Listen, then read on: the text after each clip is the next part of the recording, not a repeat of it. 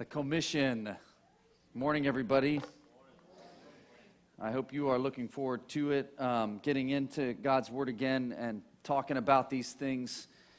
I know we've tried, and Bill last week even teaching on this, that this is more than just a series that we're talking about a particular topic in the Bible, but this is supposed to be a transformational experience that we're going through, that truth invading and changing our thinking and reordering the very lives that we're living.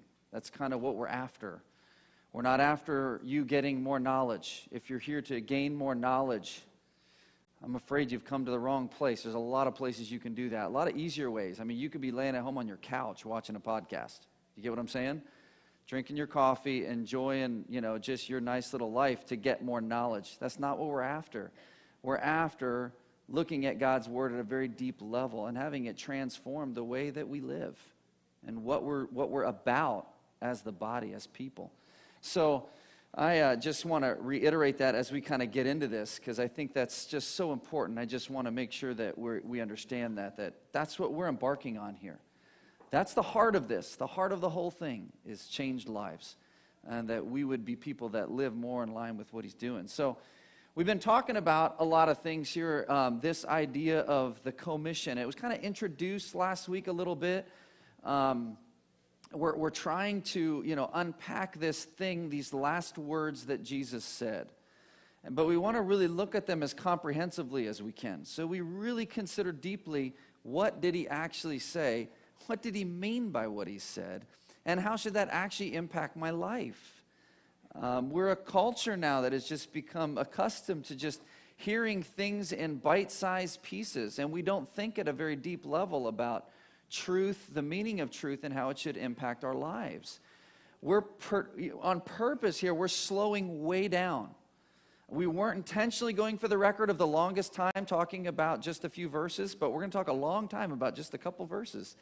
And that's the reason we want to consider every little thing He said, because there's something significant about those last words that Jesus gave. And if you kind of been following along, you know that we've worked through this, and we've sort of been introducing some concepts, some ideas. We kind of been centering around this little diagram or this graphic here that we've been using some. This realization that we are starting to come to, that God is about something, God is doing something, and God has a story that He is writing actively right now. That human history from the creation of all things up until the present time is actually not human history, it's God's history. It's God's story. It's God acting out His desires and His intent. But yet in the midst of that, we have people, right? We kind of been learning that they're part of God's story is deeply involved in the human race. And we have humanity in there. And we talked last week a little bit about that. We'll just review it briefly here in a second. But we've seen the reality that there is a humanity, that actually humanity is really the crown jewel of God's creation. It's us. I know you looked at yourself in the mirror thinking, I'm it. I'm the crown jewel? Yikes. I don't feel like it maybe, but we are. Humanity is the culmination of God's creation. It's what He really is primarily going to be working through, is us. People that were created in His image. We'll look at that in a second. But we kind of been using this graphic here to remind ourselves and to kind of maybe enlighten us a little bit if we're not there yet. That God does have a story that He's living out, and He's actually actively writing today as He's living this out. His story in human history on planet Earth. But then we realize that there's also another thing at play here. Humanity's small story. Maybe better yet, we should say your own small story. Your personal story. And we've been challenging, I would say as forcefully as we can, the notion that life is about your story. This is actually a really common thing right now. I was just looking at some of this, and I watched an interview this week on this, and it's a really common thing in Christian circles, this idea of your story. What's your story? It's all about your story. And we're finding that biblically that's actually not what it's all about. It's not about my story. It's about the story that God is writing. It's about what He's doing. And the fundamental shift that we have to make, that it's not about God correcting, blessing, and making my story work out the way I want. It's about me reordering my life into His story. Fundamentally different proposition, guys. Fundamentally different. God's doing something. He is writing a story and has written it. Indeed, it is actually already finished. He invites us to come into it, to be a part in His story. Man, if you're honest with yourself, you know that battle rages within you. I love the smaller line, my small story. As I strive to meet my own personal need for security and significance, I call upon Almighty God to bless and to give me the things that I think I need to meet security and significance in my life. And many of us, guys, we dabble, we live, and we fight that battle until the grave. That's where we live in our own small story, pleading with God to step in and make it work out for me, thinking somehow we'll find security, significance, joy, peace, contentment. And if you're honest with yourself and you've been living in the small story, I think you know that those things you've sought so hard for, you didn't find there. Just didn't find it. Trying so hard. Living in the small story. My son got this. This is his, I don't know what this is for, science or reading or something or other. So he's got to read this thing and write some paper about it. New study links selfies to happiness.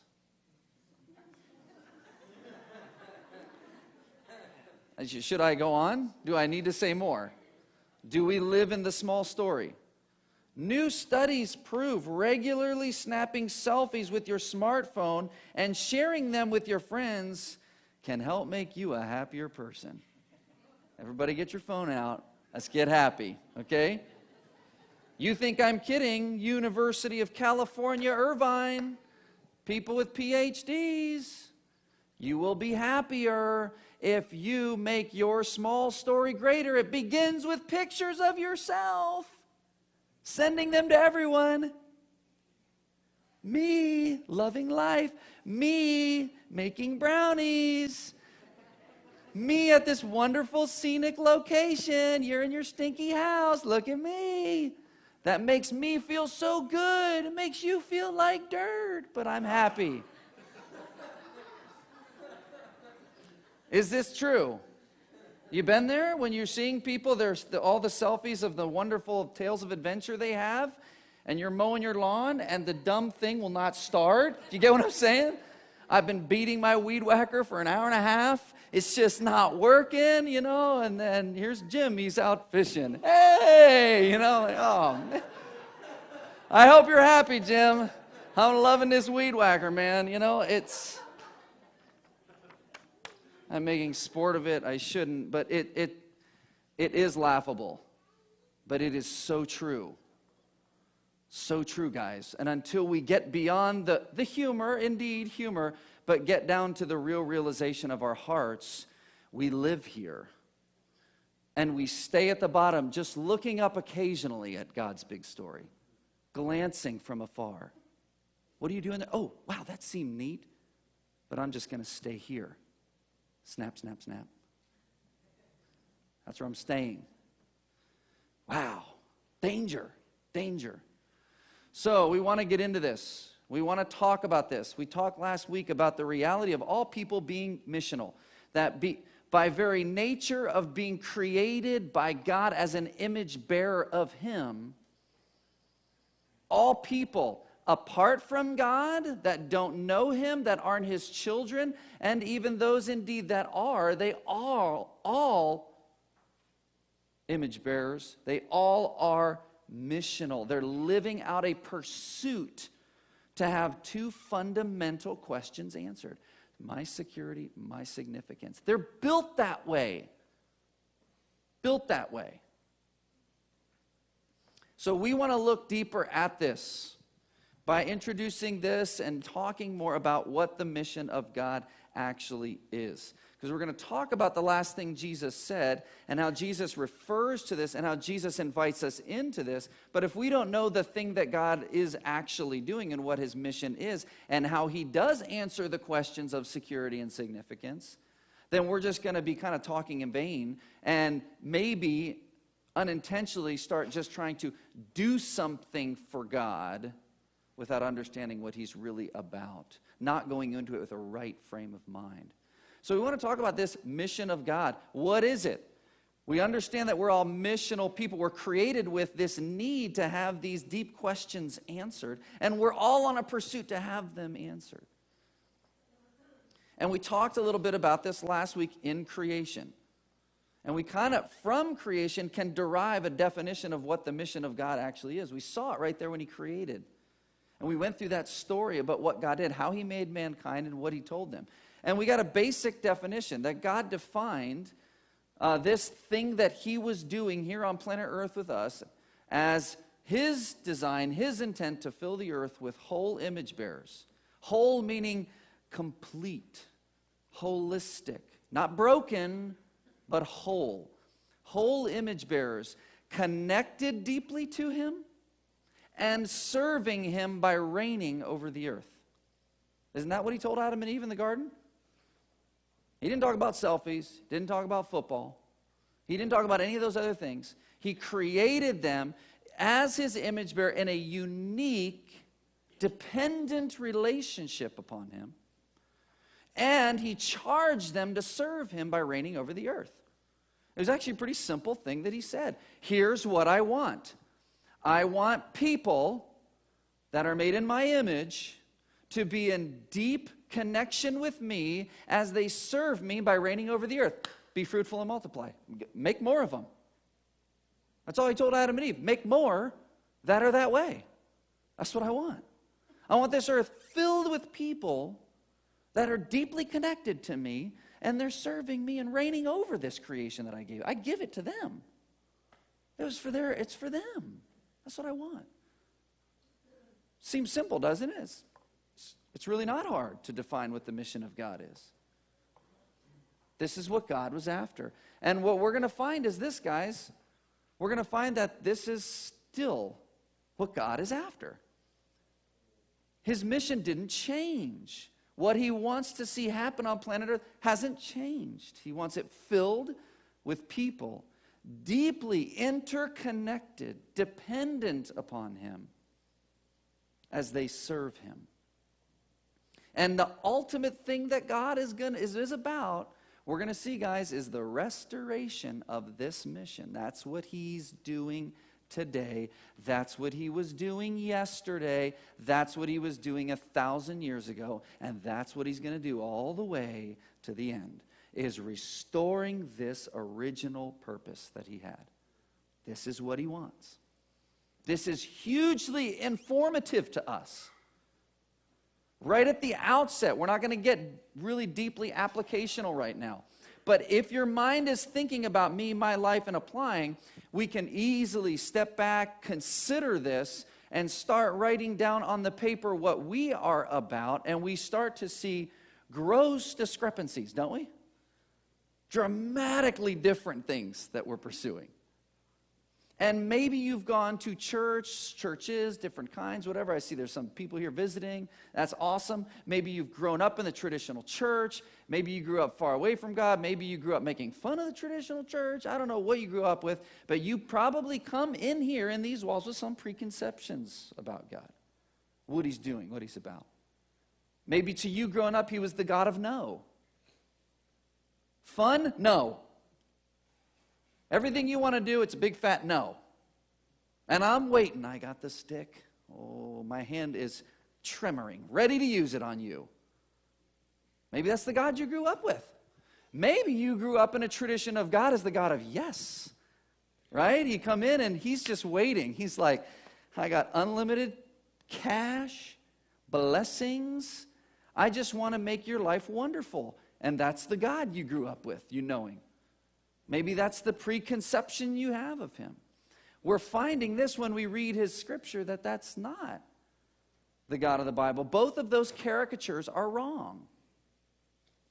He's the deeply loving God, but the deeply righteous God. He's the author of all things, we saw last week. And humanity was made in his image, not vice versa. God is not made in our image. We're made in his. We are under his authority based on his creation. So we want to just keep this definition in mind. What we're going to do is, as we look closely now in the next joining weeks here about what Jesus said, it's going to start to make some sense how this understanding informs then how we interpret what Jesus said and how that will challenge us in the lives that we live. Never losing our sight on the actual mission that Jesus is about. So yeah, pretty cool. I want to start with this before we get into it, because we're going to introduce one kind of umbrella overarching thing. So let me just read this, then we'll talk about it. John 1, 1-5.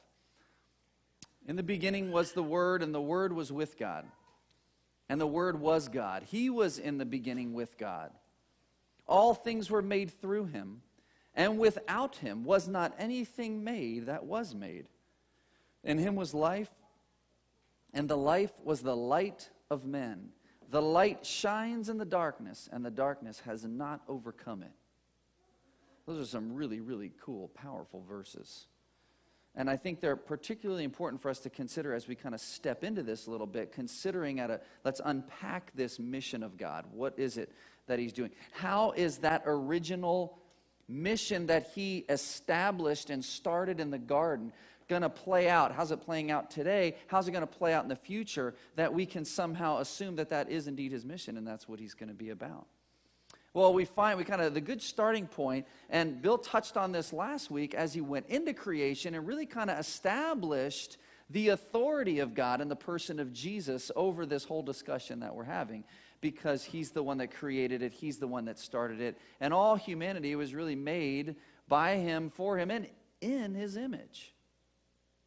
And interestingly enough, John 1 here kind of puts this in perspective for us as well, and kind of summarizes all these concepts as we keep going further in the mission of God. We're going to find this: the mission of God is Jesus Christ. The mission of God is the person of Jesus Christ. It's all completely wrapped up in him. And he says that here. He establishes authority by creation. He was the one that was there and did it. He's the one there that brought all this into being. He's the one who made mankind in his image, right? He was there in the beginning with God. All things were made through him, and without him nothing was made that was made. We have Jesus, as we introduce and start talking about this idea of the mission of God and what's happening, we find that the first character of the story of the mission of God, of God's big story, is Jesus. When we talk about stories, we have to identify who the actors are. Main actor, then there's other actors. Who's leading this thing? Who's the one that this story's about? You get what I'm saying? And we find from the very beginning it was Jesus Christ. He was there. He authored this thing, guys. The hand behind the pen is Jesus Christ. The hand behind the pen is Jesus Christ. The hand behind the pen is not you. It's not me. It is him. He's the author. He wrote it. But Bill talked last week that something happened, remember? God created, he instituted this, mankind's made in his image. Here's the mission of God living out right there in the Garden of Eden, walking, talking with him as they were to rule over the earth. Subdue it, he said, as you're walking with me. We saw that, but something fundamentally happened, right? Last week we found that out, that there was something that God had wanted it to ultimately be about, but something became broken. Something became broken. And true to John 1, as he refers to in verse 5. Darkness came into the picture. The simple choice of Adam and Eve to throw off the authority of Jesus Christ over them, to put aside the person of God in them, to put aside his authority to speak. Remember what we said? The mission of God to walk with them in deep union, fellowship, relationship as they served him. When they put him aside and said, no, we can. Oh, no, we'll entertain a snake talking to us. We'll listen to that, the creation, rather than the creator. Darkness entered into the scene. There was an immediate brokenness. They had rejected the original intent of the creator. And right even here in John 1 through 5, we see all of the mission of God, God's story wrapped up in the person of Jesus. He created it. It was by his order and by his design. But yet darkness comes into the scene. And still in him, what does it say? In him, verse 4, was what? Life. And the life that is in him was the light of men. And it's that light that shines into the darkness. Do you kind of get what he's saying? It's a really cool, crafty way. It's a very creative way that God says, listen, I started it. I'm the hand behind the pen. I'm writing it. And when darkness came in to mess up the story, I'm the one that will, what? Fix it. Light was not found in men. Light was found in him alone.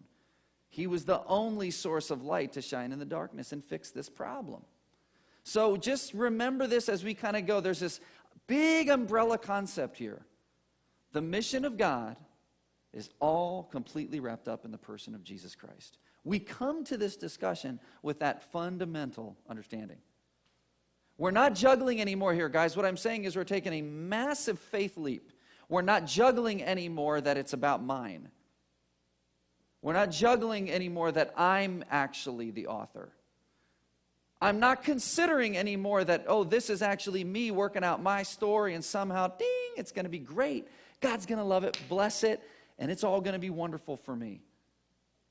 I'm actually realizing as I take this at face value that it's all wrapped up in someone else, the person of Jesus. And I now must reorder my fundamental belief system around this. You're no longer just accepting what Lane is saying up here. You're in a position of whether you're going to believe what God is actually saying about the person of Jesus Christ. It's his story. It's his mission. That's how we come to this. Everywhere we go from now is built on this fundamental belief right here. Jesus is it. It's his mission. So what does he have to say about it? Where does he go from here? Jesus is the mission of God. Right fundamentally at the very authorship of the story, the beginning of creation, he is established as everything. And the mission that he is about of filling the earth with people deeply connected to him and serving him by ruling over the earth, that is his desire. If you don't like how that feels, you're in the wrong, not him. Do you get what I'm saying? We have to reorder. This speaks over and above us. It is not under us that we critique it and pick and choose. The author, creator, said these things. He is the life, and he is the light of men. We're going to find now, let's look at how does God play that out in the story. How does God play that on the mission? Bill brought up the darkness that came in, the brokenness, the fundamental failure that happened. The fall of humanity. This idea, this concept that in the fall, these image bearers of God were fundamentally changed. They were still his image bearers. They still reflected him. But yet they're broken. The fellowship, the relationship with God is broken. I kind of liken it a little bit to a computer. Have you ever updated your computer and some of the defaults changed? You ever do that? I mean, you Mac users don't know what I'm talking about. That doesn't happen. I'm saying, but PC people, you get what I'm talking about, right? You update, you go to Windows, whatever they're on now. They're probably only at like 2.5. I'm just saying, You do that, and you go to save a document, you go back later, you had that little special folder, where you save all your documents. You're like, where'd it go? Where did the document go? What happened? I just did all that. I just hit save, and the old one, when I hit save, it went where I wanted. And I updated because it's so much better, but it's not better because I can't find it. Where did it go? The default changed, didn't it? They were so nice of them to change all that you had organized, and they're shooting it off to some far distant continent in your computer that you will never find. And they're waiting to laugh at you on tech support when you call them. They love this. They enjoy it. Here's what happens. The default changes, and things start kind of falling apart. You don't know where stuff goes. When Adam and Eve said, Creator God, who has authority over me, who I'm actually created to reflect His image, when I put Him aside and assumed the position of authority, the defaults changed. The fundamental defaults changed. They were changed dramatically. I wouldn't say they were upgraded to the new edition, but the default changed. Beforehand, the default was Him. Walking with Him, considering Him, speaking with Him. He was giving light into their life as they lived out in the garden, naming animals, all that stuff that He told them to do. Everything went great. As soon as they cast Him aside and that relationship is broken, the default has changed. Their default no longer is Him, it is who? Themselves. Do you see what's happening in the garden? Guys, the fundamental problem in the Garden of Eden was not Eve ate a fruit. Do you get what I'm saying? It's not fundamentally like, oh my goodness, we should not be eating fruit anymore. Probably apples, because they always paint them as an apple. It's not about apples, okay? It's not about that Eve did a naughty thing. Did she? Yes, she did. Did Adam do a naughty thing in following her? Yes, he did. But that's not what was fundamentally the offense to God. The offense was we no longer are doing what we were created for, to walk in deep communion with you as we do your work here, what you've given us this privilege to do. We said, no longer you, I got this. I'm going to listen to a snake. It's crazy. Bordering on absurd with hindsight, is it not? That's what's happening here. So we have already right here in the beginning, just 3 chapters in, God's original intent, God's mission clearly defined. We see them actually living it out in microcosm there just for, it appears to be a short period of time. But very quickly, when they, by their own free will said, we want to live outside of our original intent and the design that you created us for, their defaults changed. And it was all upon themselves. We got this. And remember the small story of humanity? What did it say? Striving in their own knowledge, wisdom, and understanding to answer the fundamental questions of security and significance. Is that where we are at as a culture today? Am I making this up? That's where we are. That's how scientists can say, snap a picture and it'll make you happy. Glorify self and you will feel better. We prove that it's true. Prove that it's true. Babies are born with this, guys. Mommy says eat now. I say eat when I want to eat. And I'm going to let you know it. I might have just been born, but I know when I should eat.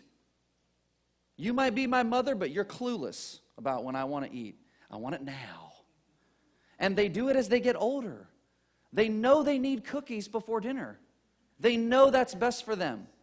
They are incredibly offended when parents act like they know better and say, no. What are they showing? They're showing Adam and Eve, their grandfather and their grandmother. They're proving it to be true.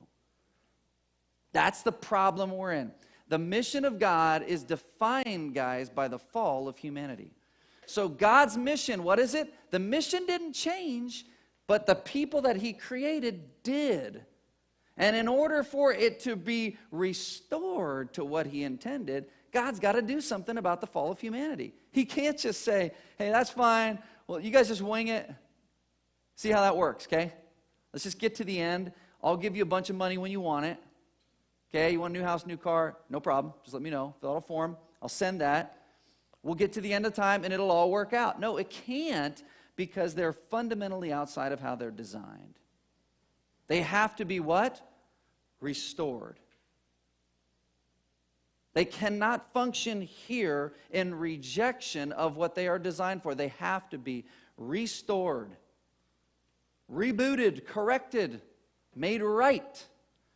That defines this mission that Jesus is about. That's defining his story. So that's where kind of we got to. We're going to get into this now. We're going to find this out. We got to unpack this idea. In order for God to do this, in order for him to take this broken humanity that has rejected him and restore them, he has to engage the mission, right? He's the light. He's the life. He's the light of men. He's got to engage. They can't fix it where they're at. They're broken. They need his help. And we're going to see this, that Jesus engages his mission by humility and substitutional sacrifice. Okay, you ready? This is good stuff. This is actually about as good as it gets right here. Because in the predicament that Adam and Eve are in, without this, we're shot, guys. We're completely jacked until we die. And we're doubly jacked at that point. We're in big trouble. Philippians 2, listen to this.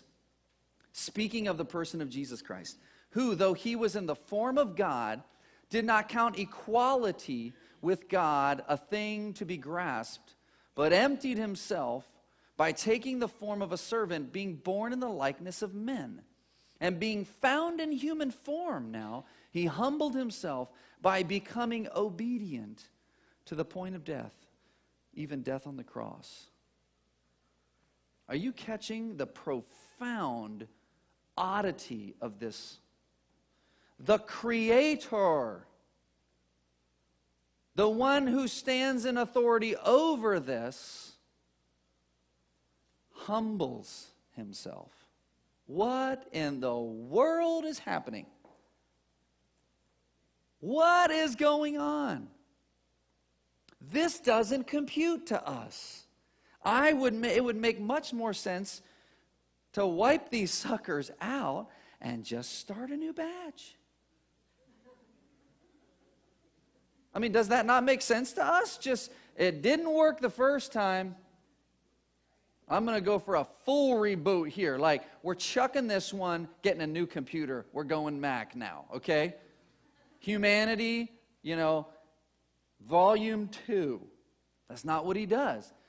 This we're stepping into, guys, and this is why this is important. We can't understand this by defining God in our fallen terms and how we see it. We allow God to define himself to us. This is God saying, hey, humanity, this is who I am. This is how I live. This is how I love. This is what love is.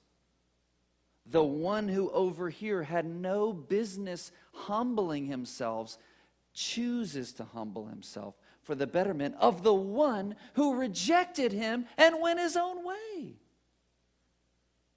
In our fallen state of mind, we say crazy talk doesn't make sense. Why not just start over? Why would we go through all this? Why would God allow this to happen? And all the whys come in, and God says, I'm showing you who I am. You clearly don't know me yet. This is me. This is me. It's my character. You need to know of me. What does he do? Can we make sense of these verses?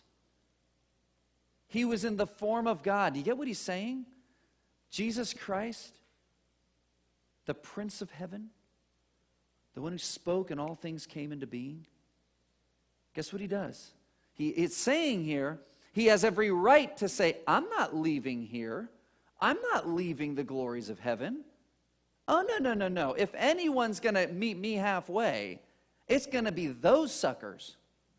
They're going to do the moving, not me. I stay up here. I'm over this whole thing. I'm in charge. I'm the authority. He had a right to not do that. But what does it say? Although he was in the form of God, there he is in heaven with perfect everything around him. I mean, he's got a slew of angels and beings just like singing great stuff about him.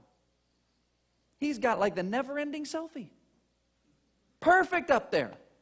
But what does he do? Verse 7, catch the word. We're going to see this, and it's going to come back at every point when he starts talking about what it means for us to go into his story. What's the most important verb there in verse 7? It's 2 words in. I'm giving you a big hint. But emptied. That's so much a better, stronger word than humility. Do you know what it means to be empty? How much you got left? You ever been there in college? Was I the only one in college that was running on fumes most of the time? Please God, get me there, get me there, get me there, get me there. It's on E, it's pagan. Oh, I can get home. You been on the side of the road on empty? It stinks, doesn't it? Back when I was there, you didn't have like, hey, State Farm, come fill up my tank. You didn't have that. You just kind of sat there and figured, no cell phone, so what do I do now? I'm stuck on empty. I have nothing in the tank. Jesus leaves the glories of heaven. He empties himself and steps into, get this, being born in the likeness of men now. Do you see the paradox in the beginning? What was it? They were made in his likeness. And now the Creator says, I'll leave this and I'm going to be born in their likeness. Why? Oh, how do we understand God? How can we get there? Guys, step back from the why question and accept the definition that God is giving to you of himself. This is not to answer your why question, how could God do it? God's just saying, this is me. This is how I am. When I speak of love, I show it. You can see it tangibly. I don't just swoop in on a white horse, swords wielding. He doesn't. He starts by emptying. Whoa. I got to leave it there. We're going to get there in a couple weeks. Why is this important? Why did Jesus do it this way? How might this affect you and me? Buckle up. It's coming. It's coming. All the while, guys, we're going to be asking this question. How Jesus did it, does that have any impact on how you and I are supposed to be an actor in his story? Get ready. This emptying, this isn't the first time. It's not the last time we're going to talk about it. What does he do? He becomes obedient to the point of death, even death on a cross. Let's talk about it. If you are here today and you are wondering and you are questioning or you are unsure or there are still doubts or you have these uncertainties about this whole thing, how this works out, I cannot give you a more clear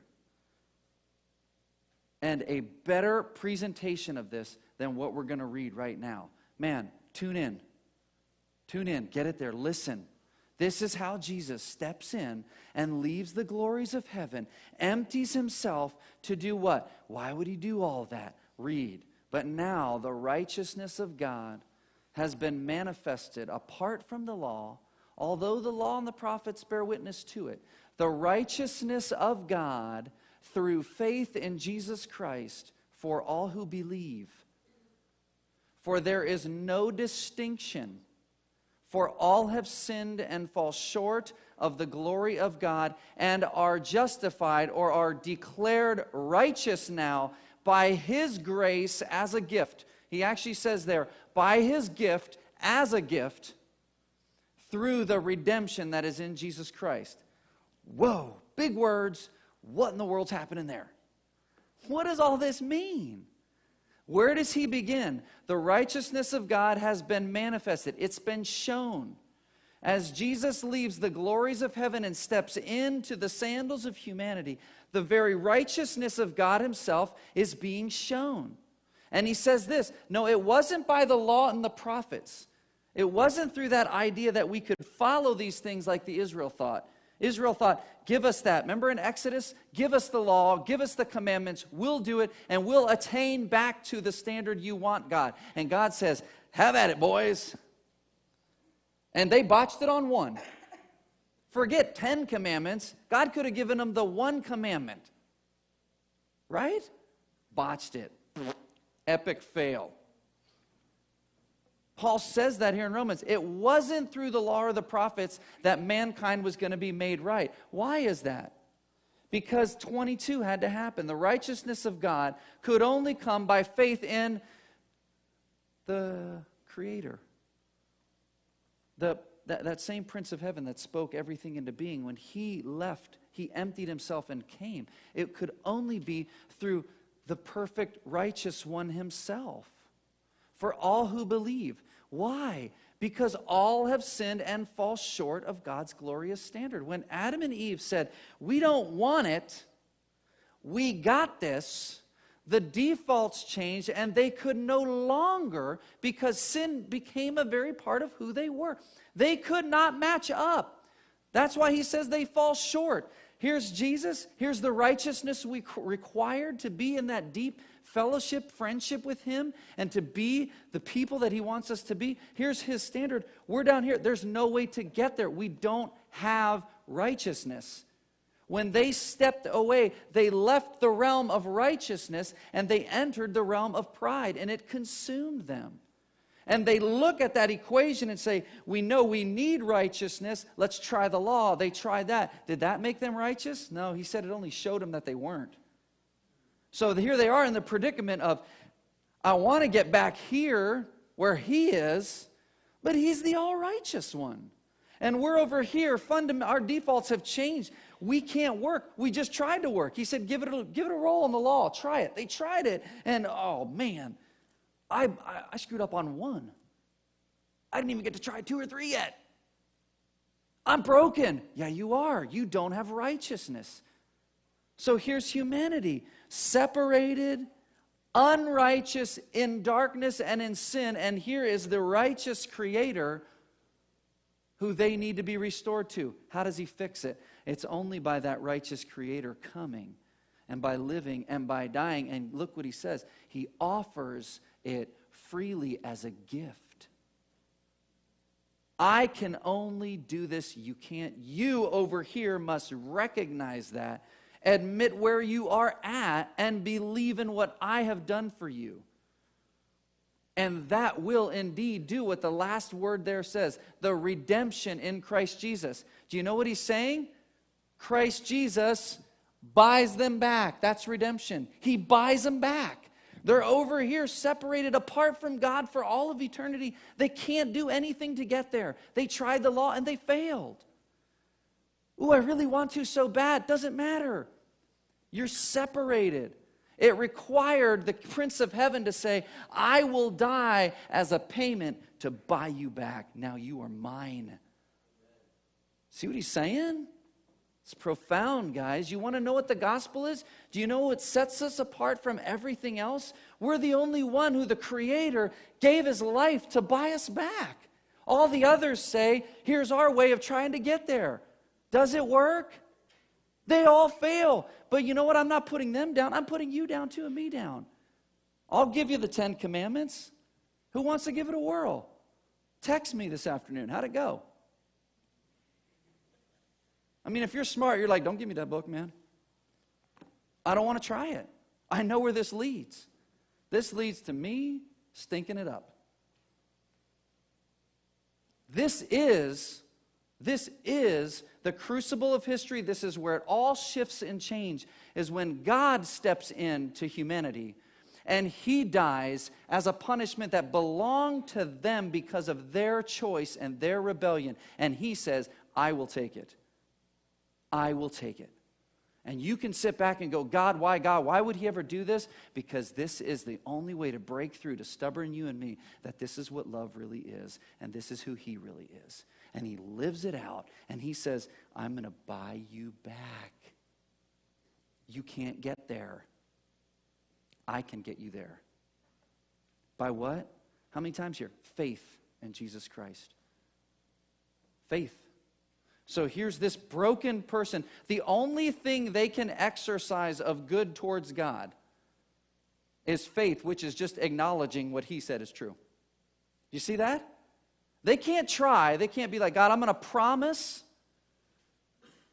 pinky swear, I will not do the naughty anymore, and I'll believe in Jesus. Rejection. We can't add anything to it because we're fundamentally broken. We fall short. The only thing we can do is go, you know what? It's him. That death right there, that was mine. That was I should have paid that, but he did it for me. I believe that he's the one. I believe that he's the answer for me. I'm convinced of it. I've got no hope apart from him. And God in heaven is like, you finally got it. You finally got it. That's who I am. You finally got it. That's who Jesus is.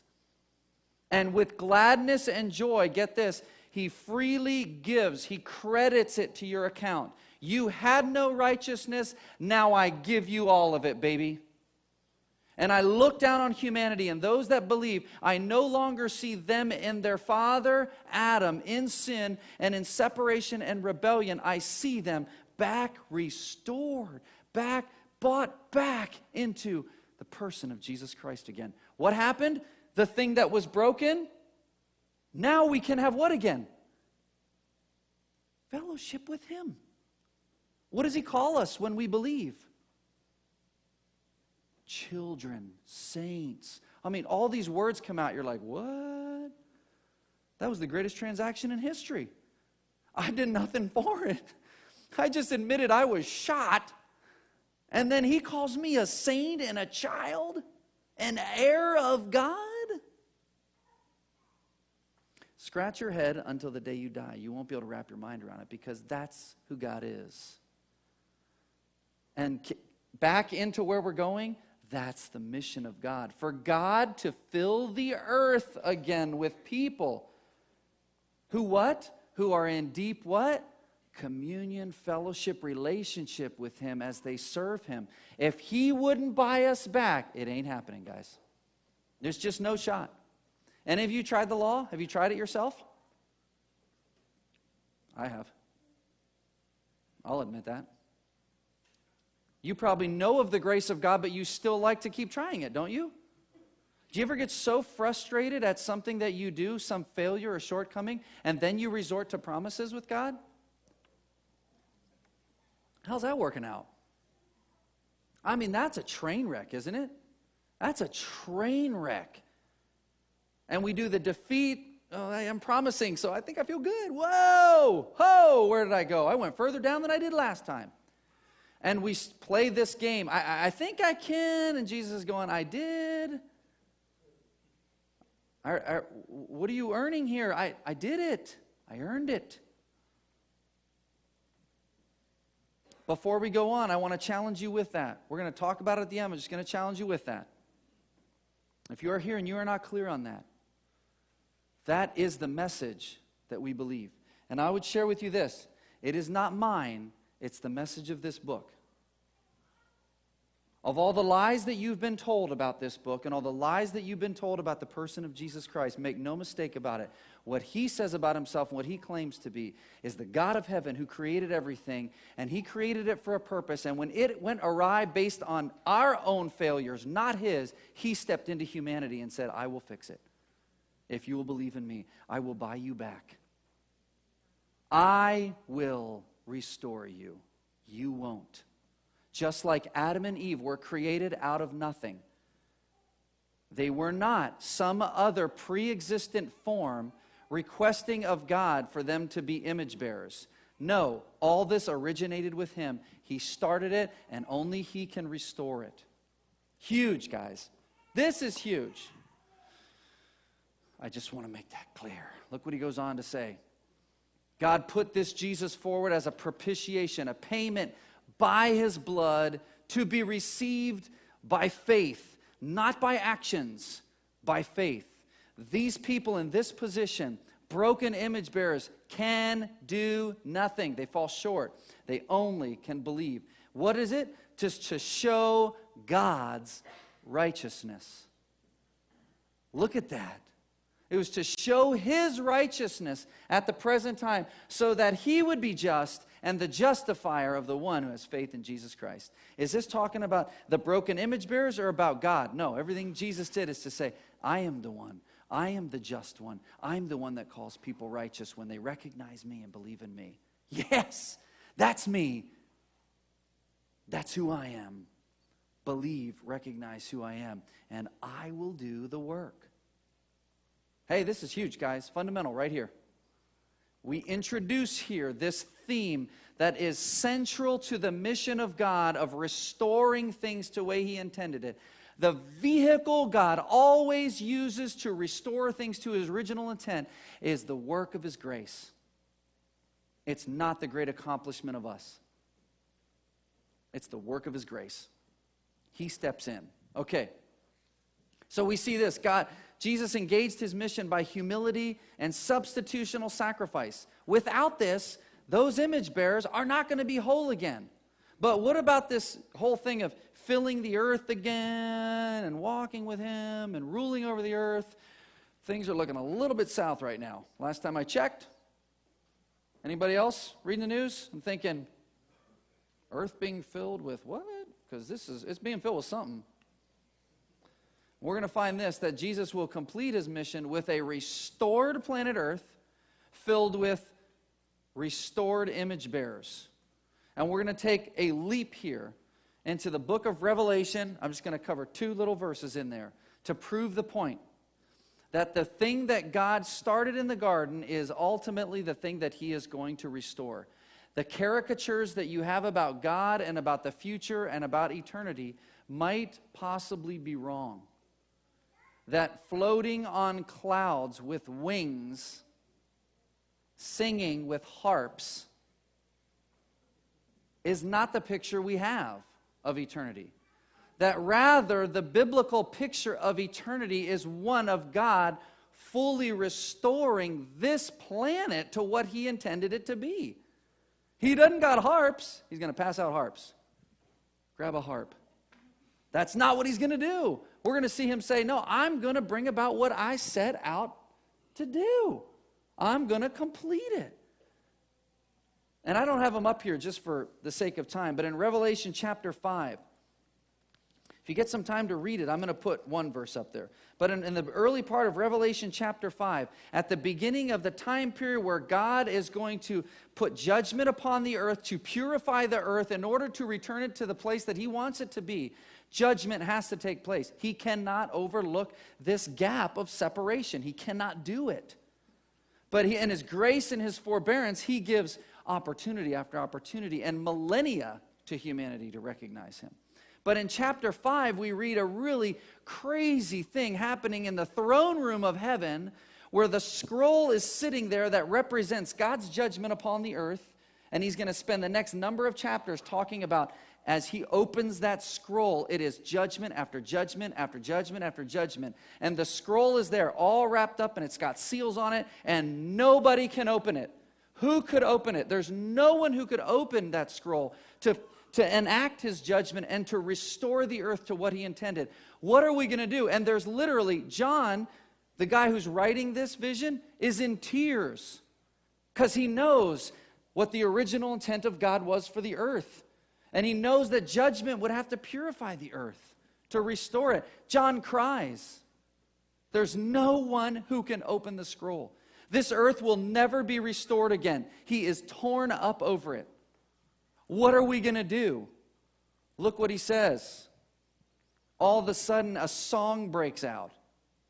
What? He's in tears. They're looking. Anyone worthy to open the scroll? Anyone? No one. John's crying. Singing breaks out. John must be thinking, what in the world is going on? And they that were around the throne of heaven, what did they sing? Worthy are you to take the scroll and to open its seals. For you were slain, and by your blood you ransomed, you bought back people for God from every tribe, language, people, and nation. And you have made them a kingdom and priests to our God, and they shall reign again on the earth. What? What's going on here? This is a picture of the end of time. They can find no one, but there happens to be one, the lion that is there in the room. Do you know who they're speaking of here? The one who is worthy? Who's the one that was died and slain and by his blood ransomed? Who? The guy that's holding the pen. It's the one holding the pen. The one who's writing the story. And it's because of that work of the humility and the emptying of himself and the dying for you and for me that he alone earns the right to open the seals. It's only by the virtue and the character of the person of Jesus Christ and what he has accomplished that he alone has earned the right to break the seals and to purify the earth. To what end, guys? He's saved these people. He's ransomed them from every tribe. Hey, that's our CR brothers. For those of you who know our story and the story of this church, you were a part of that. He had them in mind when he said this. They're meeting today in this little island in Papua New Guinea as one of the tribes that now today, they'll be there. They're going to be there because Jesus proved himself right. He proved himself true. And he bought them back, just like he said, by his blood. He bought them back. He's like, they're mine, man. Give them up, Satan. They are mine. I got them back. Because they heard it and they believed, and they are now part of this, as we are too. He's going to restore this. But to what end? I've made them a kingdom and priests, and they will reign. What did he say they would do in the garden? Do you remember? They would reign. Subdue the earth. I created all this in all its wondrous splendor, but I give it to you, Adam. You name the animals. Why would he name the animals? Is Adam even that creative? There's a lot of animals. God says, my concern is that you know, Adam, that I'm giving this to you. You are to shepherd the earth. You're to fill it with more people like yourself, and you're to take control over this. I give it to you as a gift. Here we have at the last book, in case you don't know, Genesis, where God first said that, it's here at the beginning part. We're reading now all the way at the end. And God says, I didn't forget what I told Adam and Eve. I did not forget it. They will be restored. Mankind, those that believe, and you have no clue. We in this little room here, we know of the CR people because we together were a part of that. We don't even know what God's doing everywhere. And he's going like this, and he's getting some from that tribe, and from that group, and from this race of people, and from that. And he's just like, I'm buying them back. Because of my blood and what I've done, I'm buying them back because I'm going to restore this. They will be a kingdom and priests, and they will reign on the earth. This is not just something where God just projects it and we don't even know what it looks like. Look at this. Now we are truly 21, Revelation 21, and we got 22, and then we're done. There's no more books. You get what I'm saying? Like, this is the end. Are we making these things up? Are we being oversimplistic? What does he say? Here's the thing that God's leading toward. It's not in heaven with harps. I saw a what? New heaven and a new earth. And even the heaven there he's speaking of is these heavens, the skies that surrounded the earth. He's speaking of this. A completely new sky, a completely new earth is what John is seeing. So at the end, we're not all up there floating. We're where? Here. On a new one. Yes. A new one. The first heaven and the first earth, that's us right here, had passed away. And in this new one, look, the seas were no more. Why would he say that? Because all through ancient history, as God introduced this, and if you read through Revelation, that is the symbol, the picture of where the dead were and where Satan and the Antichrist would rise out of to deceive the world and to follow after him. And he says in the new one, there isn't even a sea, baby. I've wiped it out. This thing is new. And I saw the holy city, a new Jerusalem, coming down out of heaven from God, prepared as a bride, adorned for her husband. Wow.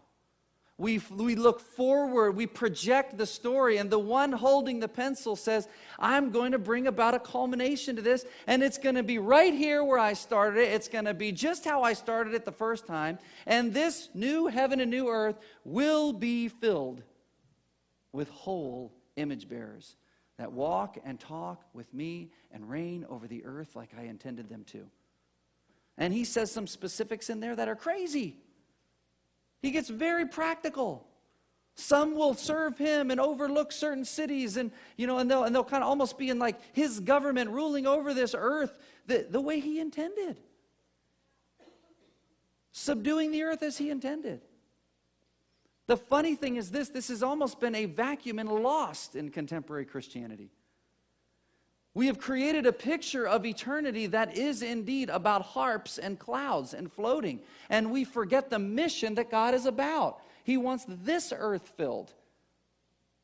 This earth filled. And if you go on and read this account, he goes on to explain that just like it was in the garden when God was with them, right? They walked and they talked with him. You know what he's going to say in the new one?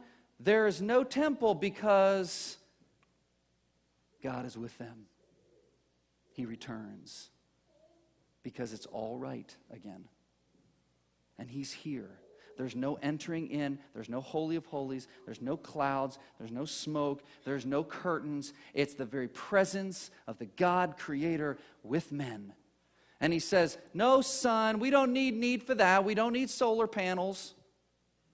We don't need PP&L. We have the light of the God of the universe. Forever giving light. Guys, I'm telling you, this is not flannel graph. This is not Sunday school. Like, oh, I remember hearing that when I was a kid, and it's kind of neat, whatever. You know what I mean? It's a fun story to think about. But this is real. Isn't that what you hear? But this is real life. My car broke down. That's real life. No, it's not. No, it's not. This is real life. This is what he's about. This is what he's doing. And this is all the reason we're doing. We're not going to go any farther. We're not going to give some great, huge application, going to make you feel bad, nothing like that. Not at all. Not yet. He's going to do that in a little bit.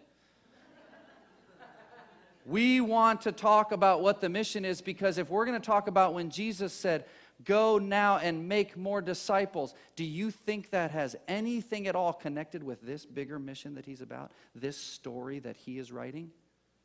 Wow, you guys. It's going to get in there, and all those presuppositions about God, he's going to start picking them and chucking them. Whoop, whoop, whoop. Oh, you thought it was that? Zip, that's gone. Hey, how about that one? Chucking that, baby. And he's going to write this story, and he wants us to understand it. So when Jesus speaks and says, come on in and be a part of what I'm doing, we know what he's doing. We know what he's about. This informs where we go as we consider what Jesus said. This is huge. Let me just end with this. In that forward projection, check this out. I heard a loud voice from the throne saying, behold, the dwelling place of God is with men. He will dwell with them. They will be his people, and God himself will be with him as their God. Please, consider the mission of God. Consider what he is actually doing. And the microcosm of your own story has a much different ending than this one. We're being invited by God to live today in light of this reality. Will it be easy and comfortable? I guarantee you that it will not. But will the end result be better? I guarantee you it will. I want that. I want that. I want him dwelling among us. The Holy Spirit indwelling. No. He will be here with us. Prayers to him. No, talking with him. That's God's mission. This is his story. He holds the pen and he's writing it. He's writing this story, and he's written the end. And he's waiting with pen in hand for you and I to go, I want in that. I want into that. Put my name down, and I want in on that story. I want these little few years that you've given to me to be about that story. That's what I want. Get ready for it. Pray about it. Consider your heart. Consider your story in comparison to this. So, let's really quickly, just a few things to, I don't know if I spilled water on this thing or something. I probably did. I had a few, whoa, look at, there we go. So that's what we sort of have. I'm just going to skip this last section because of time, and I want to leave you with these questions. Have I understood and believed in Jesus' substitutional sacrifice as the only way to be redeemed and restored to God? Listen, today, if you walk out of here thinking, wow, that was neat, or, whatever, oh, I'd never heard that perspective. That's a neat thing to put in my bag of perspectives to consider. If you don't walk out of here doing business with this first question, you're living only and exclusively in your small story. And it doesn't end well for you there. Remember, you fall short.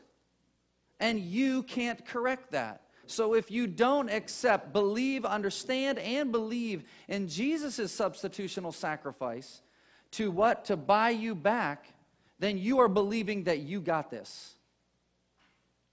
Do not, please, I beg of you, do not leave thinking you got this. If you want to talk about it, there's many people in here that can talk to you about it. This is the most significant question to entering into God's mission and His story. To those of us that maybe, we have been bought back. We are over here. We've been called a child of God. We have believed. In what ways have I misunderstood the mission of God? Hey, go home today. Think about it. Take these things and consider it. Just like Paul said, take these things and consider it, and the Lord will give you wisdom and understanding. Don't take my word for it. Go read. Go read Revelation 21 and 22. See if this is all made up. See if there's not some deep connection here. See if there's not a mission that God is about. Engage, talk, text, email. You want to talk? Give me a holler. I didn't put my number up there, but whatever. Call. Call one of the elders. Call someone else. Call one of the house church leaders. Ask if this is not true. But in what ways have you misunderstood? Maybe you thought the culmination was just clouds and harps, and this is your life to just do with it what you want. And you got the ticket, and so one day you're going to be in the clouds with all the other bearers of nice harps. Maybe that's what you thought it was. I would deeply challenge you. That is not it. That is not it.